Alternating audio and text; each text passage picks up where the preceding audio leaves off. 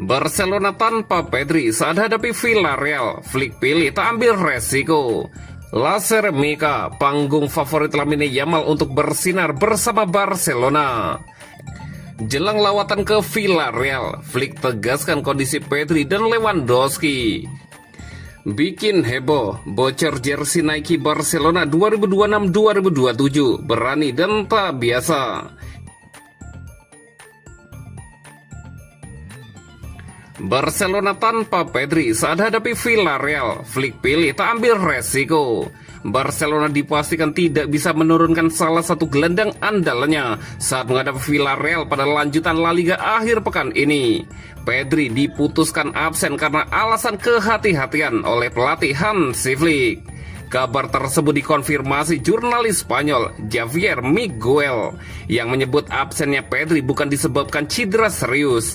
Gelandang timnas Spanyol itu hanya mengalami kelelahan pada otot Luis di kaki kirinya. Staf medis Barcelona menilai kondisi tersebut tidak parah. Namun dengan pertimbangan intensitas bermain Pedri dalam beberapa pekan terakhir serta perannya yang krusial, tim pelatih memilih tidak mengambil resiko.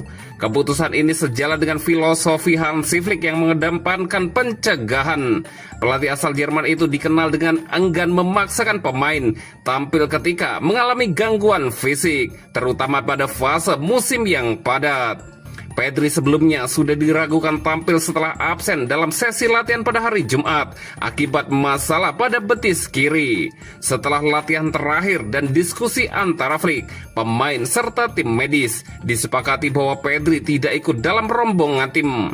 Absennya Pedri membuat Barcelona harus menyesuaikan komposisi lini tengah. Frenkie de Jong diprediksi masuk ke starting 11 dan berduet dengan Eric Garcia di posisi gelandang bertahan. Barcelona menargetkan Pedri bisa kembali fit untuk derby melawan Espanyol pada 3 Januari. Jika masih ada resiko, klub siap menunda comebacknya hingga Piala Super Spanyol di Arab Saudi, di mana Barca akan menghadapi Athletic Club di semifinal pada 7 Januari.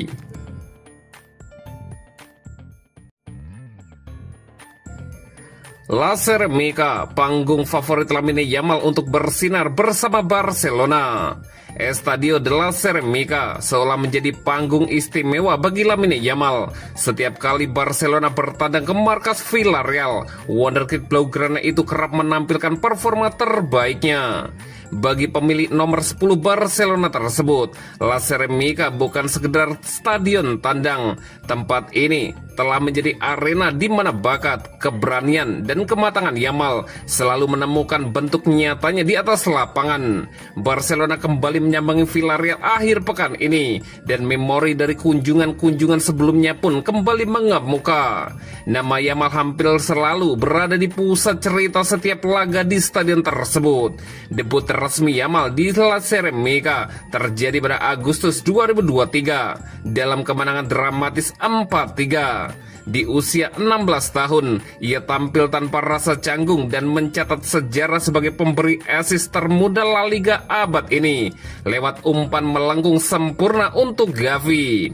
Statistik laga itu hanya menggambarkan sebagian kontribusinya. 2 tembakan mengenai tiang, dribble berani, serta distribusi bola presisi menegaskan betapa besar pengaruhnya dalam permainan Barcelona. Pola serupa terulang pada September 2024. Tim asuhan Hansi Flick menghajar Villarreal 5-1 dengan Yamal kembali menjadi pusat kreativitas, mulai dari assist cerdas untuk rapinya hingga penalti yang ia menangkan lewat pergerakan lincahnya. Kini saat La Ceramica kembali menyambut Barcelona, Yamal datang dengan kepercayaan diri penuh. Di stadion ini, ketika ia merasa nyaman, sepak bola berubah menjadi pertunjukan, dan Yamal telah menjadikannya sebuah kebiasaan.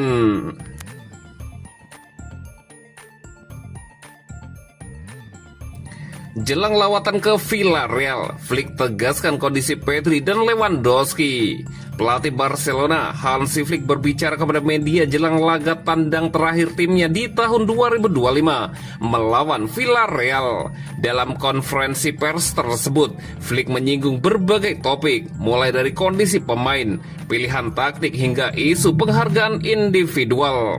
Flick membuka dengan pujian untuk Villarreal yang menurutnya merupakan lawan dengan kualitas tinggi. Ia menilai tim tuan rumah memiliki pelatih hebat dan gaya bermain yang atraktif. Kami akan bermain melawan tim hebat dengan banyak kualitas dan pemain berbakat, ujar Hansi Flick. Ia juga menekankan betapa sulitnya menghadapi Villarreal di kandang mereka. Flick menyadari laga ini akan menjadi momen penting bagi lawan untuk menunjukkan kemampuan terbaiknya. Bagi mereka, ini adalah pertandingan terpenting tahun ini, kata Hansi Flick. Sorotan utama tertuju pada absennya Pedri. Flick memastikan sang gelandang tidak akan dimainkan semata-mata demi kehati-hatian. Pedri tidak bisa bermain, itu bagian dari sepak bola, dia sedikit cedera, ucap Hansi Flick. Terkait kemungkinan tampilnya Pedri di derby Catalan melawan Espanyol, Flick masih belum ingin mengambil resiko. Dia bisa bermain, tetapi risikonya sangat tinggi, ujar pelatih asal Jerman tersebut. Kabar baik datang dari Lewandowski. Flick memastikan striker andalannya dalam kondisi fit dan siap diturunkan. Lewandowski siap bermain, kondisinya sangat baik, tegas sang pelatih. Menutup konferensi pers tersebut, Flick melontarkan kritik keras soal tim terbaik FIFA 2025 yang tidak memasukkan rapinya. Ia menyebut keputusan itu sulit diterima. Tim terbaik FIFA itu lelucon. Sungguh tidak bisa dipercaya bahwa rapinya tidak termasuk di dalamnya, pungkasan si Flick.